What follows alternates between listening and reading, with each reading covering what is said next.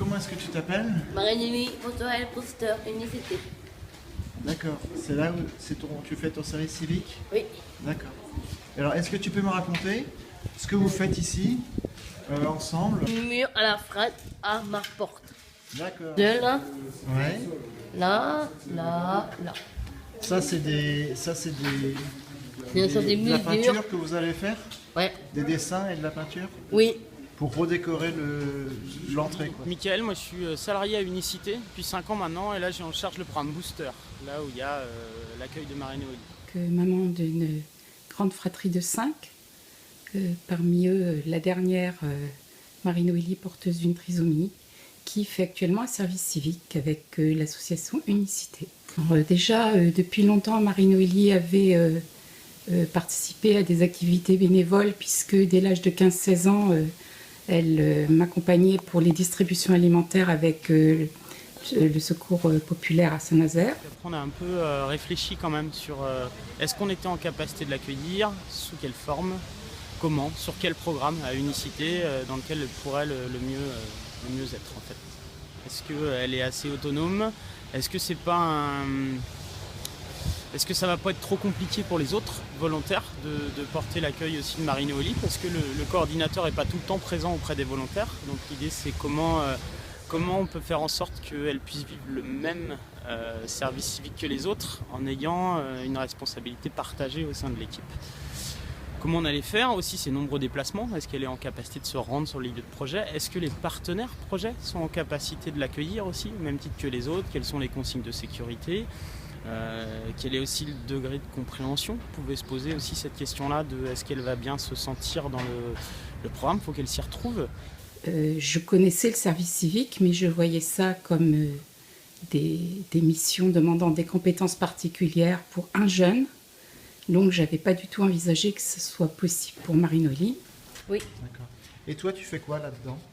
Et moi, des grattines. Tu grattes? Ouais. Faut mettre des pastures tout neuf partout. D'accord. Et après, toi, tu vas peindre avec tes collègues? Oui. Là, dans ce cadre d'un service en équipe, d'une part, on lui a laissé sa chance, ce que j'apprécie. Surtout la première semaine, quand on se connaissait pas du tout, nous on est un peu... on n'ose pas aller vers les autres et leur faire des câlins et tout ça. Donc au début on se dit là, oula, pourquoi est-ce qu'elle me saute dessus, qu'elle me fait des bisous et tout ça. Et puis finalement, on pensait juste, elle est contente d'être là et de voir les gens, quoi. J'ai envie de dire, Unicité ne va pas trop se dissocier non plus des volontaires. On a découvert le handicap aussi, sur l'aspect notamment la trisomie. Oui. Tu travailles quel jour dans la semaine? C'est mercredi et jeudi. Mercredi, jeudi et vendredi un petit peu? Oui. D'accord. Et ça va? Ça se passe bien? Oui. Des fois, tu es fatigué? Non. Moi je sais que j'avais toujours une petite appréhension avec les personnes handicapées en général, parce que j'ai fait des études dans le social et je sais que c'était un public qui me faisait un peu peur parce que un peu de mal à comprendre comment il fonctionne et tout ça. Donc j'avais beaucoup d'appréhension quand on m'avait annoncé qu'il y avait une personne atteinte de la trisomie 21 qui serait avec nous. Et au final ça m'a aidé à perdre un peu cette peur que j'avais d'eux, en fait, à prendre confiance que voilà comment il fonctionne et comment ça se passe avec eux. Et du coup c'est vrai que maintenant j'ai plus peur de ce public-là, on va dire, enfin peur entre guillemets, mais Petit à petit, on a compris quel était notre rôle, comment on pouvait aussi nous... c'est pas parce qu'elle est handicapée qu'elle peut pas avoir les mêmes règles que les autres, qu'elle doit se comporter différemment, qu'elle doit faire, donc c'est quelle attitude, comment s'exprimer auprès d'elle le plus clairement possible. au niveau des règles, peut-être, des horaires, je pense qu'elle a du mal à rester concentrée sur la même chose longtemps. Et du coup, on a du mal à lui faire comprendre qu'on ne peut pas partir quand on a envie ou faire autre chose quand on a envie, quoi. Par des croquis assez simples, lui faire comprendre ce qu'allait être la mission. C'était aussi une adaptation donc de 3 jours. Donc là, elle pour qui c'est plus difficile de tenir la semaine, elle n'est pas forcément en capacité au niveau physique de tenir les 5 jours. Là, sur 3 jours, l'adaptation était plus simple. Et puis c'était aussi des discussions avec les autres volontaires. Comment on allait adapter, comment s'assurer qu'elle puisse arriver au bon arrêt de tram ou qu'elle puisse facilement se repérer dans l'espace. Ces adaptations-là, moi un temps aussi où je passe plus de temps avec elle, s'assurer auprès des majeurs et des autres volontaires en tout cas qu'elle soit bien à l'heure. Si un jour elle n'est pas là au rendez-vous, qu'est-ce qui se passe, comment on procède, être en lien un peu plus étroit avec elle. Et puis les adaptations, c'était aussi de se dire on essaye et puis on va s'adapter au fur et à mesure. S'il faut qu'on prenne du temps à discuter toutes les semaines, on le fera. En tout cas, on veut l'accueillir, donc les adaptations, on va se les faire en fonction. Comment ça se passe globalement ? Ça va. C'est quand même... c'est un peu compliqué parfois. Elle sait ce qu'elle veut. Ouais. Elle est assez autoritaire. Elle est têtue, ouais, têtue. Quand elle veut faire quelque chose et qu'on lui dit que c'est pas au programme, elle met du temps à accepter que... Et en fait, tous ces dessins-là, c'est ce qui va se retrouver sur des pièces des puzzles. Oui. C'est ça. En positif, moi je dirais qu'elle est toujours de bonne humeur, toujours à fond Ouais, dans le projet. très énergique. Ouais.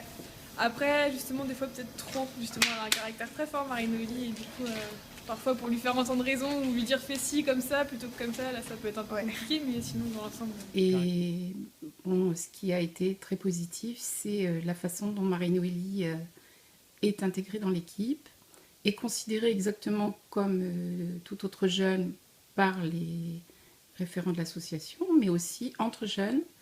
Donc le retour, comme quoi c'est une jeune qui est dynamique dans l'équipe.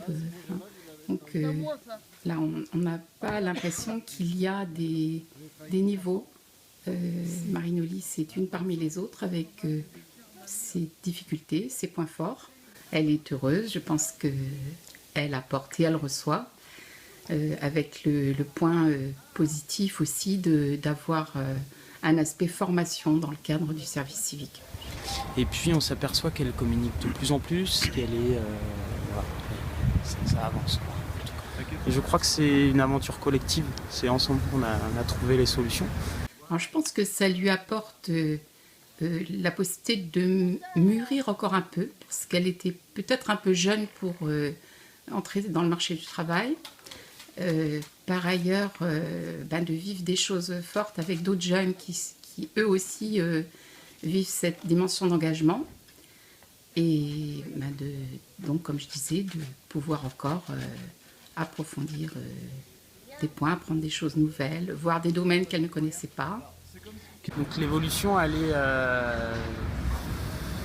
est grande. C'est-à-dire que le regard sur le handicap pour eux a évolué. Passer 8 mois, 3 jours par semaine avec quelqu'un de porteur de handicap ne les laisse pas indifférents. Et il s'est passé quelque chose en tout cas. Elle donne vachement d'amour, quoi, on va dire. On voit que tous les jours, quand on arrive, elle nous dit bonjour, on voit qu'elle est contente de nous voir, elle est contente de nous retrouver. Elle est vachement expressive là-dessus.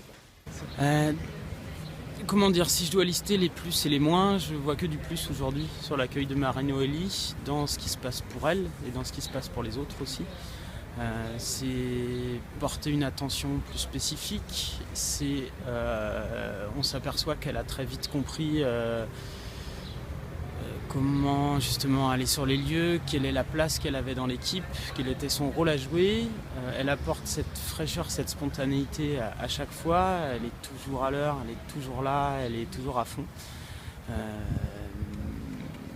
Elle apporte que du plus sur le regard aussi des autres qui se disent mais elle est à fond, moi aussi je dois l'être en fait. Donc elle amène ce côté un peu motivation d'elle-même de par son attitude sur les projets. Elle souhaite travailler, elle a une orientation en milieu ordinaire et un travail à temps partiel, il semble qu'elle puisse l'accomplir. On va s'orienter vers les réseaux de professionnels autour de ça. Nous on est capable de témoigner de l'évolution de Marie-Noélie. Après, porter l'emploi ou porter une évolution, on donne des pistes aux volontaires tout au long de leur parcours. Là, il va falloir faire en sorte qu'elles soient prises en main aussi par les professionnels, par le réseau qui est en capacité de l'aider. Il ne faut pas que ce soit pour elle une avancée et puis d'un seul coup, il y ait l'échec de « je me retrouve tout seul, je ne sais plus comment faire ». Donc l'idée, c'est vraiment de bosser avec elle sur un projet d'avenir.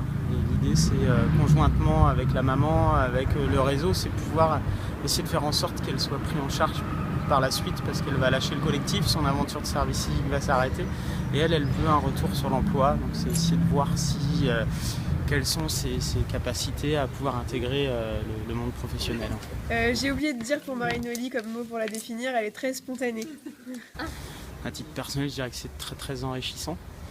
Et puis un peu de fierté aussi d'avoir donné la chance, parce que ça donne envie certainement à d'autres de pouvoir vivre la même expérience.